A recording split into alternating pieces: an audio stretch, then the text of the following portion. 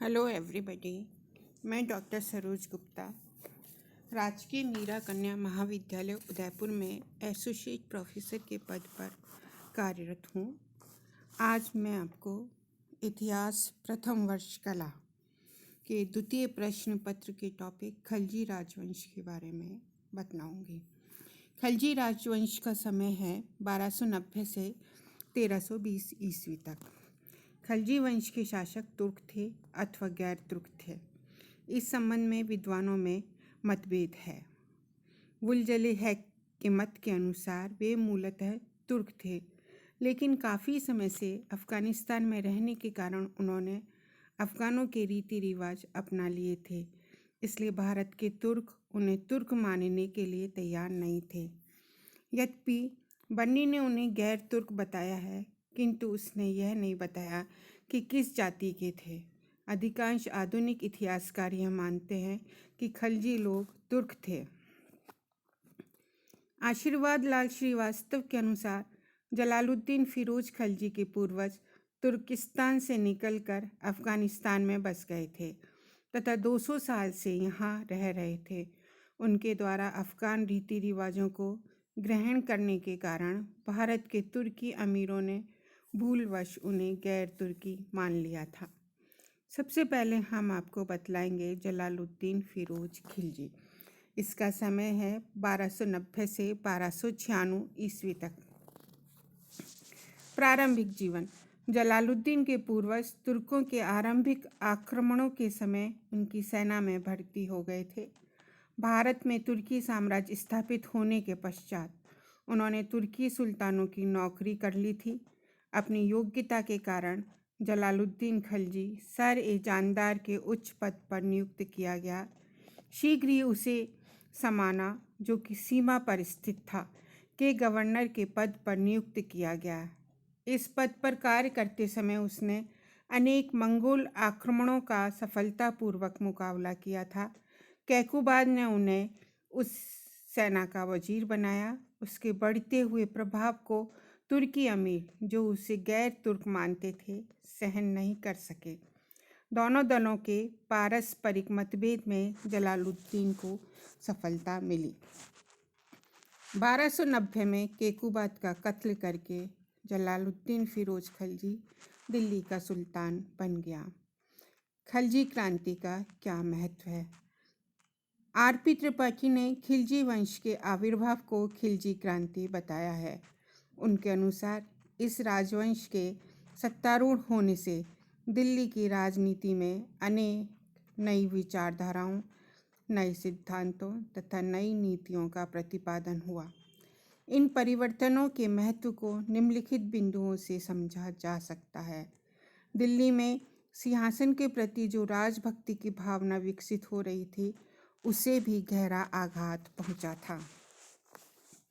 खलजी क्रांति ने राज्य के प्रशासकीय अंग को गौरव और सैनिक अंग को प्रधानता दी, जिससे दिल्ली सल्तनत की शक्ति को क्षति पहुंची थी।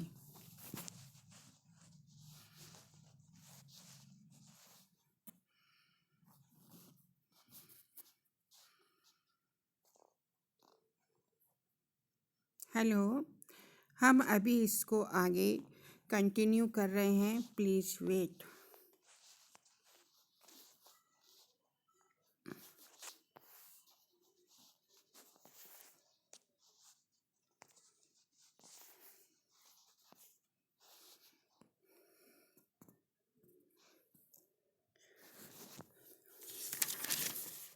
खलजी वंश ने अपनी शक्ति के बल पर सत्ता हस्तगत की थी और शक्ति के बल पर ही राज्य स्थापित किया था।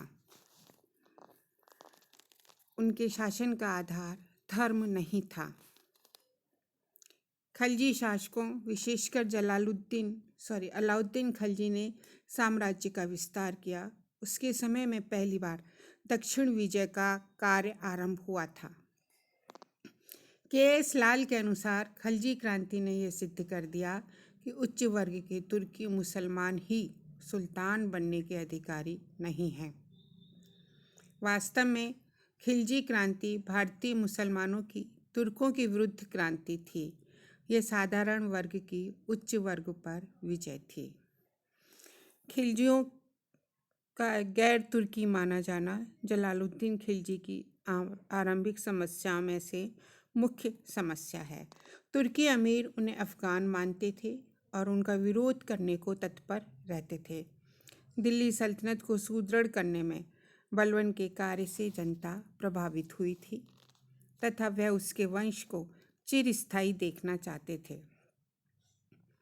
जलालुद्दीन ने अपने स्वामी बलबन के 2 उत्तराधिकारियों का कत्ल करके उसके वंश के शासक को खत्म कर दिया था।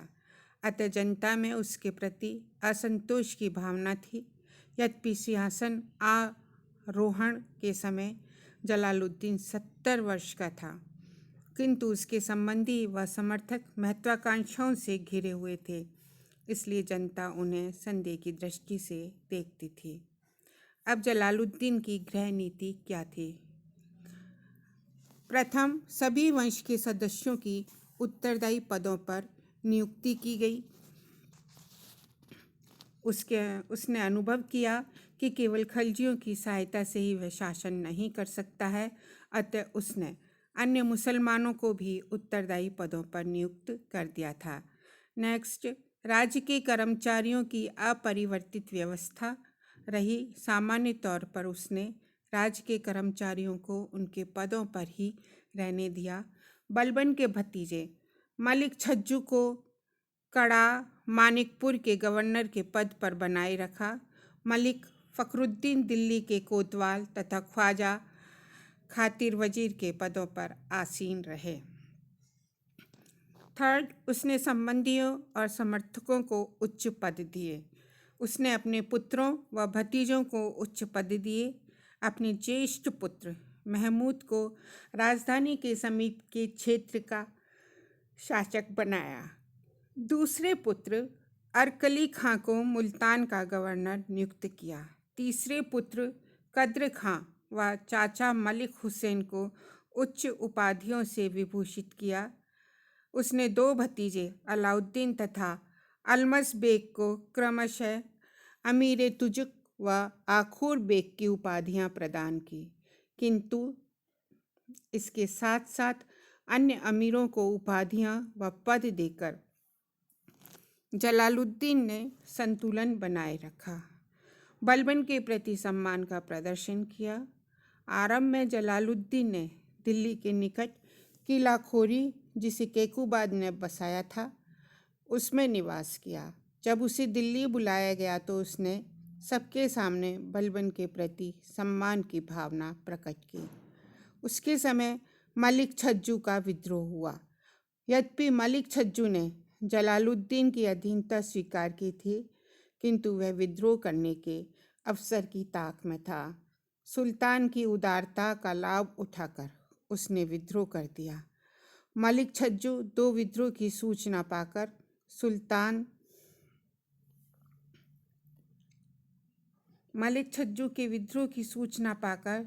सुल्तान ने अरकली खां को उसके विरुद्ध भेजा।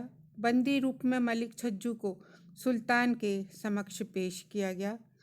उसने मलिक छज्जू को नज़रबंद कर दिया।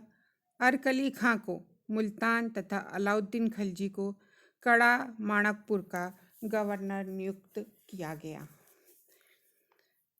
नेक्स्ट है, उसने डाकुओं तथा ठगों के साथ उदार व्यवहार किया।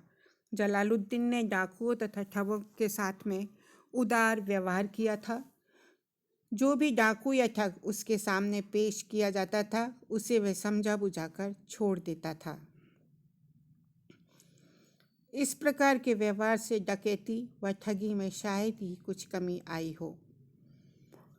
लास्ट है, सिद्दी मौला के साथ उसने क्रूर व्यवहार किया।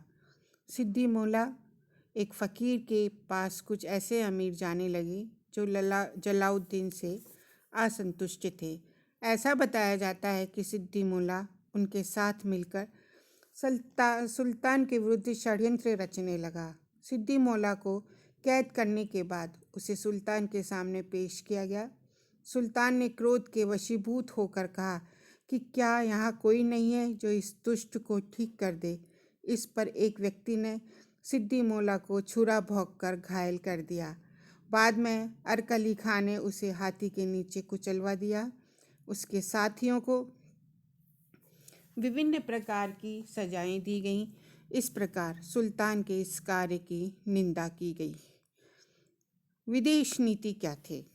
जलालुद्दीन खिलजी की। आशीर्वाद लाल श्रीवास्तव के अनुसार सुल्तान ने अग्रगामी विदेश नीति का पालन नहीं किया।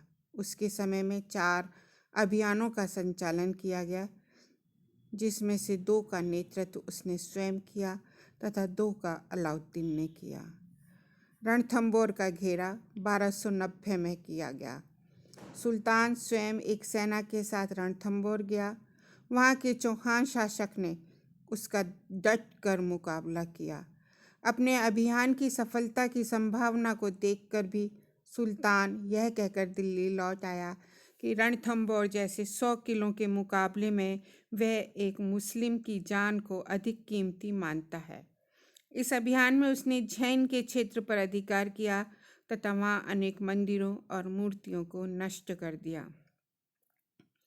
नेक्स्ट है मंडा पर उसने 1292 में राजपूतों को हराकर पुनः सल्तनत के अधीन कर दिया। थर्डली उसने मालवा के विरुद्ध अभियान किया। यह अभियान 1292 में था। विदिशा के प्रदेश में भिलसा को जीता, किंतु उसे सल्तनत में नहीं मिलाया। मालवा से उसे काफ़ी धन की प्राप्ति हुई थी। और नेक्स्ट जो इम्पोर्टेंट है वो है देवगिरी की लूट हुई। विंध्याचल के दक्षिण में देवगिरी के राज्य में अपार धन संपत्ति होने के समाचार सुनकर अलाउद्दीन एक विशाल सेना के साथ आगे बढ़ा। मार्ग में शत्रुओं को हटाने के बाद वह देवगिरी की ओर बढ़ा। वहाँ के राजा रामचंद्र ने देवगिरी से कुछ दूरी पर उसका सामना किया, किंतु वह युद्ध में परास्त हुआ। अलाउद्दीन को रामचंद्र ने एक निश्चित धनराशि प्रदान की। इसके अतिरिक्त लूटमार से भी अलाउद्दीन को काफ़ी धन की प्राप्ति हुई। थोड़े समय बाद रामचंद्र ने अपने पुत्र शंकर देव की सहायता से अलाउद्दीन को चुनौती दी। दोनों पक्षों के मध्य लड़े गए एक भीषण युद्ध में अलाउद्दीन की विजय हुई। फरिश्ता के अनुसार इस अभियान से अलाउद्दीन को 600 मन सोना, 7 मन मोती, 2 मन हीरा, पन्ना, लाल व पुखराज, 1000 मन चांदी, 4000 रेशम के थान और अन्य असंख्य बहुमूल्य वस्तुएं प्राप्त हुई। बरार के एलिचपुर के प्रदेश के राजा ने उसे वार्षिक कर देना स्वीकार कर लिया था।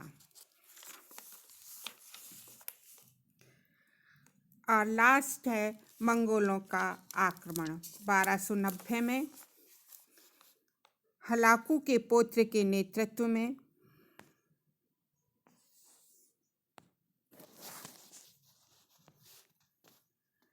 मंगोलों ने पंजाब पर आक्रमण किया।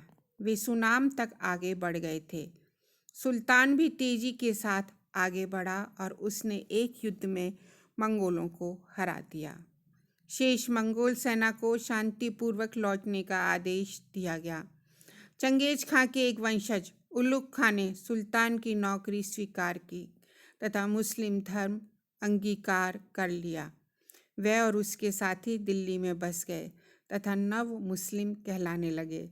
सुल्तान ने अपनी कन्या की शादी उलुग खां के साथ कर दी। जलालुद्दीन की मृत्यु किस प्रकार हुई? देवगिरी में अलाउद्दीन खिलजी की अभूतपूर्व सफलता का समाचार पाकर जलालुद्दीन के कुछ सलाहकारों ने उसे समझाया कि समय रहते हुए अलाउद्दीन खिलजी जैसे महत्वाकांक्षी व्यक्ति को नियंत्रित करना आवश्यक है, परंतु सुल्तान को उस पर संदेह करने का कोई कारण दिखाई नहीं दिया। अलाउद्दीन खिलजी के छोटे भाई उलुग खां ने भी सुल्तान को स्वामी भक्ति का आश्वासन दिया। उसने कहा कि देवगिरी से लाए धन को अलाउद्दीन खिलजी सुल्तान को भेंट करना चाहता है, किंतु क्योंकि देवगिरी का अभियान सुल्तान की स्वीकृति के बिना किया गया, इसलिए वह दिल्ली आने से डरता है। उलुग खां के कथन पर विश्वास कर सुल्तान अपने भतीजे से मिलने के लिए दिल्ली से रवाना हुआ। अपनी सुरक्षा का समुचित प्रबंध किए बिना सुल्तान ने गंगा पार की। इसके विपरीत अलाउद्दीन ने तैयारियां पूरी कर ली थी।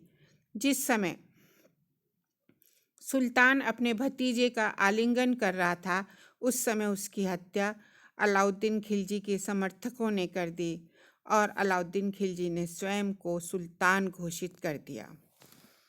यद्यपि सुल्तान बनने से पहले जलालुद्दीन खिलजी ने एक वीर योद्धा और कुशल सेनापति होने का परिचय दिया था, किंतु सुल्तान बनने के बाद उसने रणथंबोर के सैनिक अभियान में दुर्बलता का प्रदर्शन किया। उसने अपनी गृह नीति में अत्यंत उदारता से काम लिया। केवल उसने सिद्धि मोला को क्रूरतापूर्वक मरवा डाला था। वह अपने भतीजे अलाउद्दीन के कुचक्र को समझ नहीं सका और उसके षड्यंत्र का शिकार हो गया। इस प्रकार जलालुद्दीन खिलजी एक असफल शासक सिद्ध हुआ। Thank you very much.